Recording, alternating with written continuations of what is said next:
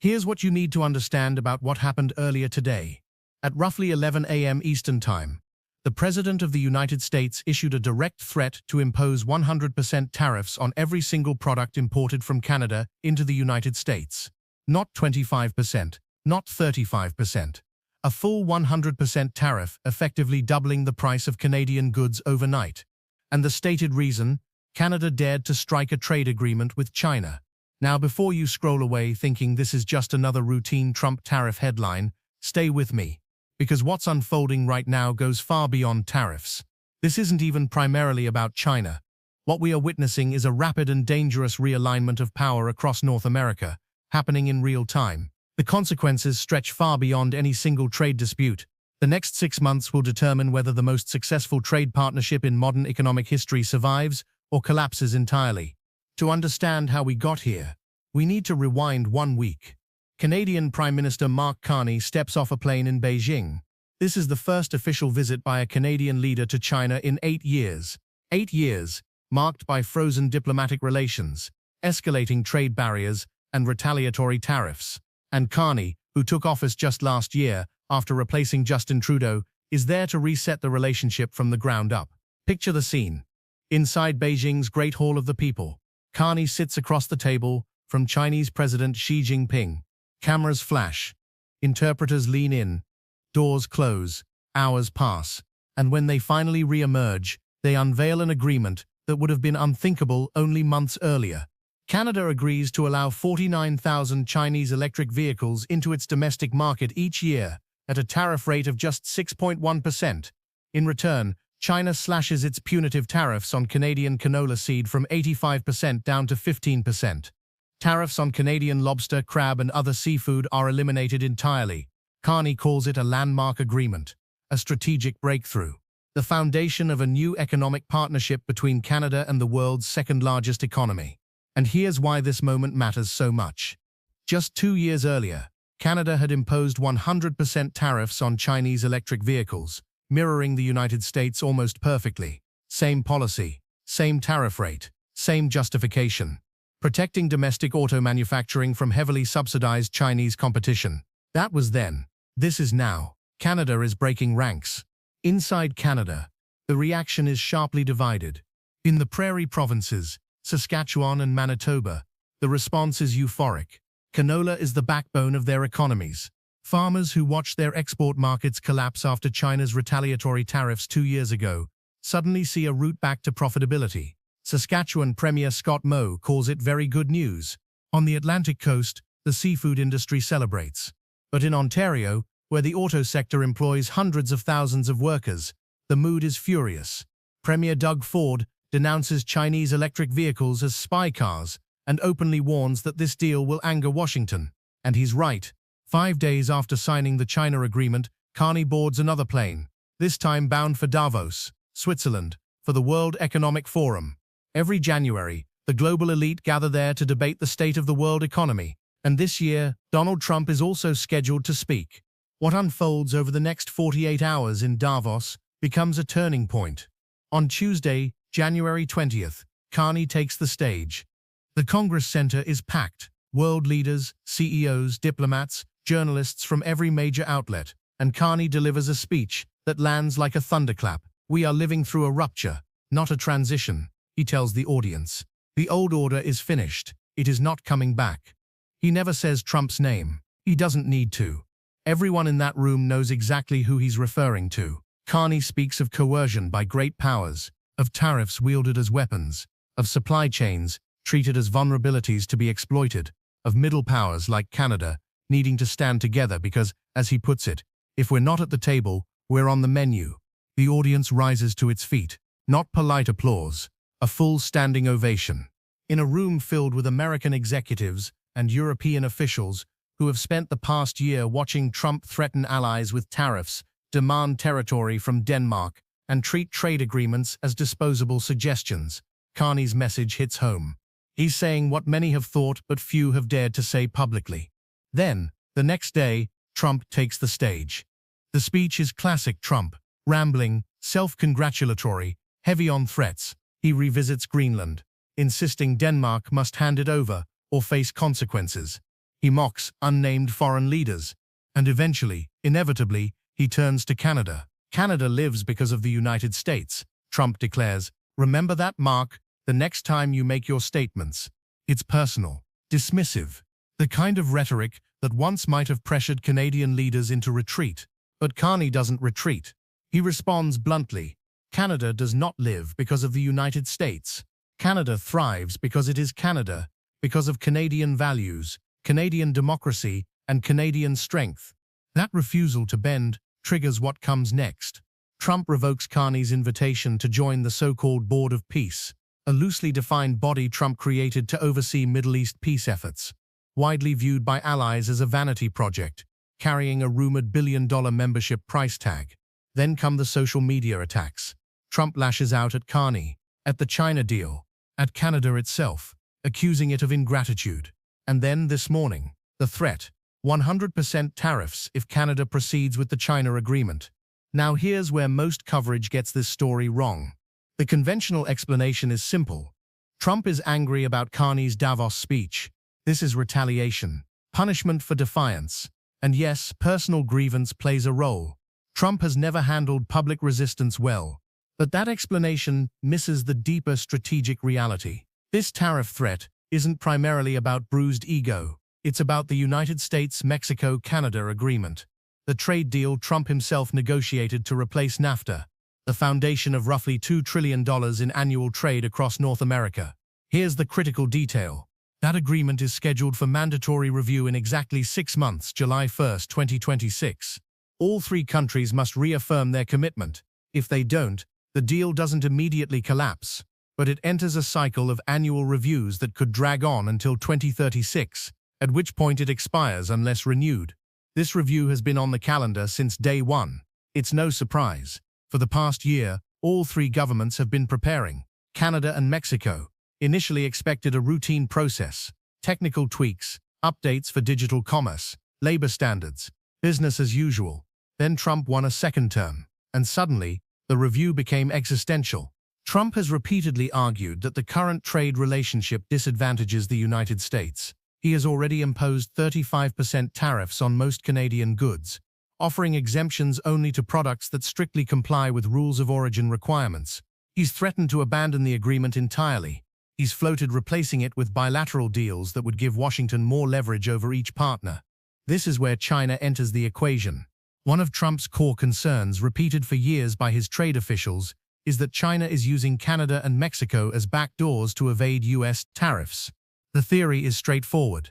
Chinese firms ship components or partially finished goods to factories in Canada or Mexico. Minimal processing takes place, just enough to qualify the final product as Canadian or Mexican under rules of origin. Then the product enters the United States tariff-free. Is this happening at scale? The evidence is mixed. A Brookings Institution study last year found increased Chinese investment in Canadian and Mexican manufacturing, particularly in sectors hit by U.S. tariffs, such as steel processing, kitchen cabinetry, and electronics assembly. But the study also emphasized how difficult transshipment is to prove in modern supply chains. A car assembled in Ontario might include hundreds of components from dozens of countries. Where exactly does it stop being Canadian? The Trump administration doesn't care about that nuance. From their perspective, the pattern is clear. U.S. tariffs on China rise. Chinese investment in Canada and Mexico increases. And exports from those countries to the U.S. grow. That's proof enough. So when Carney allows 49,000 Chinese EVs into Canada at a 6% tariff while the U.S. maintains 100% tariffs, it looks at least to Trump like precisely the kind of loophole they've been warning about. Now, let's be precise about what the Canada-China EV deal actually does. It does not eliminate Canadian tariffs entirely. It establishes a quota, 49,000 vehicles annually, roughly equivalent to pre-trade war import levels. Carney frames it as restoring balance, not opening floodgates. And these vehicles are intended for the Canadian market. They are not automatically eligible for duty-free entry into the United States. To qualify, they would need to meet strict rules of origin. 75% North American content. A Chinese-made EV assembled in China does not qualify. But Trump isn't focused on those technicalities. What he sees is the thin edge of the wedge. Today, it's 49,000 vehicles. Tomorrow, it's Chinese firms building assembly plants in Canada. Next year, EVs roll off Canadian production lines, technically compliant, because final assembly occurred in Ontario, but with batteries, motors and electronics sourced from China. From a strategic perspective, his concern isn't irrational. If your goal is economic decoupling from China, building a self-contained North American manufacturing bloc, then a neighbor deepening trade ties with Beijing undermines the entire strategy. It creates arbitrage opportunities that make comprehensive tariffs impossible to enforce.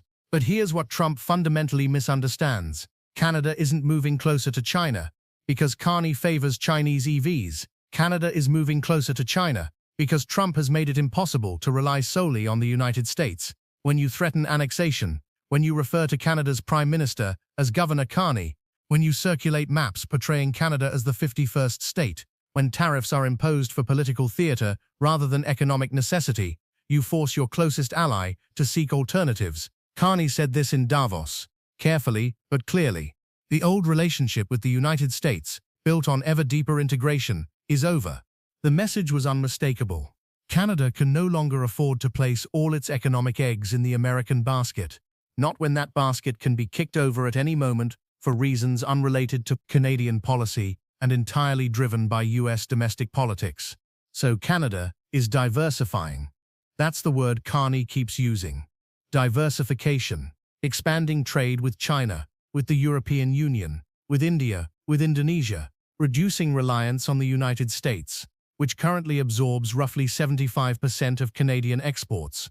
Carney has now set an explicit target, increasing Canadian exports to China by 50% by the year 2030. That is an ambitious objective, and more than that, it represents a fundamental reorientation of Canadian trade policy. This is not a marginal adjustment. It is a strategic shift, and that shift is exactly what Trump is trying to stop with his threat of 100% tariffs. Because if Canada succeeds in diversifying away from the United States, American leverage disappears. Right now, Washington can threaten tariffs, and Ottawa has no choice but to listen, because losing access to the US market would devastate the Canadian economy. But in a world where Canada has strong alternative buyers, where Chinese, European, and Asian markets absorb what the United States rejects, those threats lose their power. They stop being existential and start being negotiable. This brings us to the most critical context of all, and the reason the next 6 months matter so much: the upcoming trade agreement review. Everything happening right now. The threats, the counter-threats, the diplomatic speeches, the deals with alternative partners, is positioning for what happens in July, when the three countries sit down to decide the future of North American trade. Trump wants to renegotiate the agreement entirely on his terms. He wants much stricter rules of origin, making it harder for products to qualify for duty-free access. He wants explicit provisions targeting Chinese transshipment. He wants Canada and Mexico to align their China policies with Washington's, meaning high tariffs, investment restrictions, and coordinated economic containment. In essence, Trump wants to use the review to lock Canada and Mexico into America's geopolitical confrontation with China, whether they want that role or not. Canada and Mexico, meanwhile, want something very different. They want stability. They want the agreement to continue largely as written. They want predictable tariff rules so companies can invest without fearing sudden retaliation every time Trump gets angry. They want to preserve the economic integration that has made North America one of the most productive economic regions on the planet, but they also want sovereignty. They want the freedom to conduct their own foreign policy, negotiate their own trade agreements, and make independent strategic decisions. And that desire for sovereignty is now colliding head-on with Trump's demand for alignment. This is where the situation becomes truly dangerous. Trump may not be bluffing about the 100% tariffs. Multiple legal challenges to his tariff authority have failed or been weakened. A federal court ruled last year that his use of emergency economic powers to impose tariffs was illegal, but appellate courts reversed or narrowed those rulings. For now, Trump appears to have sweeping authority to impose tariffs almost at will, at least until Congress intervenes, which seems unlikely with Republicans controlling both chambers. So when Trump says 100% tariffs, there is a strong chance he means it. The real question is whether he is willing to follow through if Canada refuses to back down. Because 100% tariffs on Canadian goods would be economically catastrophic, not just for Canada, but for the United States as well. Let me put real numbers behind that. Canada is the largest export destination for 36 U.S. states. Nearly $3 billion worth of goods and services cross the U.S.-Canada border every single day. About 60% of U.S. crude oil imports come from Canada. Roughly 85% of U.S. electricity imports. Canada is the largest foreign supplier of steel, aluminum and uranium to the United States. Doubling the price of those imports overnight would not merely hurt Canada, it would devastate American industries that depend on them. Auto manufacturers sourcing Canadian components, refineries processing Canadian crude, construction firms using Canadian lumber, energy companies importing Canadian electricity during peak demand. According to the Tax Foundation, Trump's existing tariffs are already costing the average American household about $1,000 per year in higher prices. A 100% tariff on Canada would push that number dramatically higher. We're talking about the kind of shock that triggers recessions, shuts down factories, and fractures supply chains. Trump claims that won't happen because American companies will simply switch to domestic suppliers or alternative sources. But that ignores how modern supply chains actually work. You can't replace decades-long trade relationships overnight. You can't instantly scale domestic steel production to replace Canadian supply. These transitions take years and require massive investment. Investment companies won't make if they believe tariffs could vanish after the next political reversal. That's why the prevailing assumption is that Trump is using the 100% tariff threat as leverage. He wants Canada to abandon the China deal.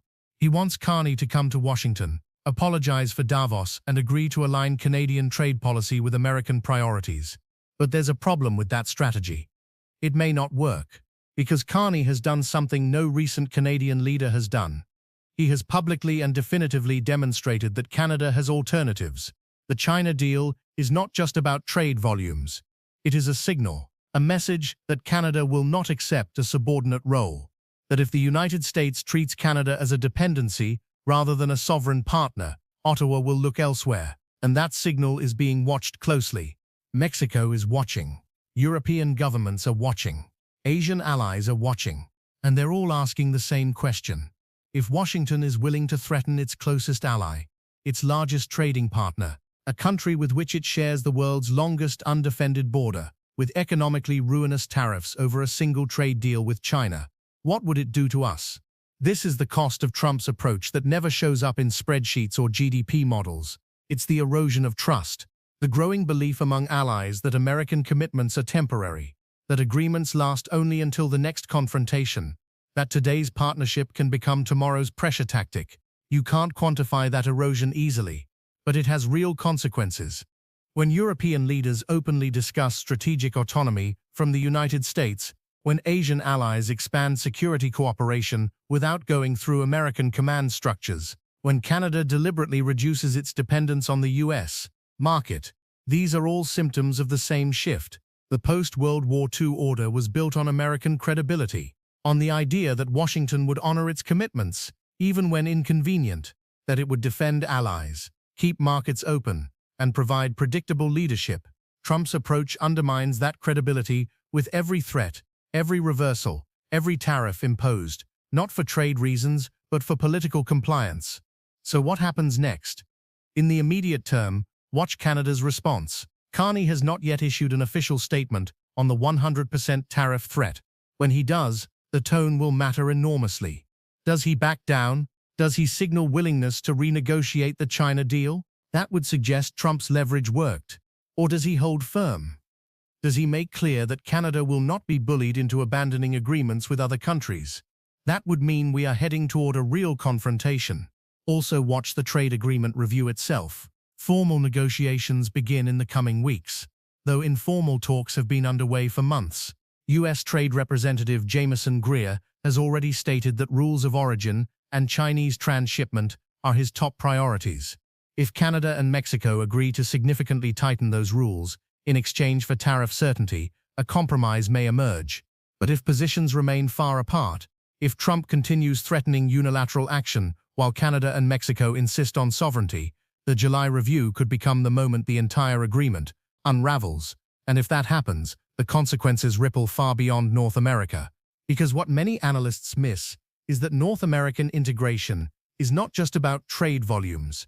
It's about deeply interconnected supply chains, optimized over 3 decades, auto parts designed collaboratively across borders, components crossing back and forth multiple times before final assembly, entire industries built on the assumption of stable access. You cannot dismantle that system overnight. If tariffs explode, production halts, factories close, workers are laid off, and because supply chains are shared, the pain is mutual. American factories shut down alongside Canadian and Mexican ones. Everyone loses. Trump appears to believe that pain equals leverage, that Canada and Mexico will break first because they need the US market more than America needs them. On paper, he may be right.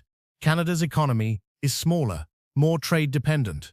But this isn't just an economic contest. It's about sovereignty and self-respect.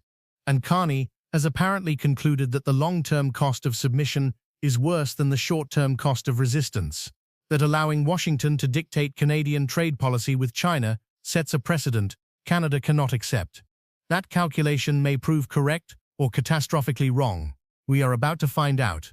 Over the next 6 months, something will give. Either Trump retreats from the 100% tariff threat, tacitly accepting Canada's diversification, or he follows through, triggering an economic crisis that defines his second term.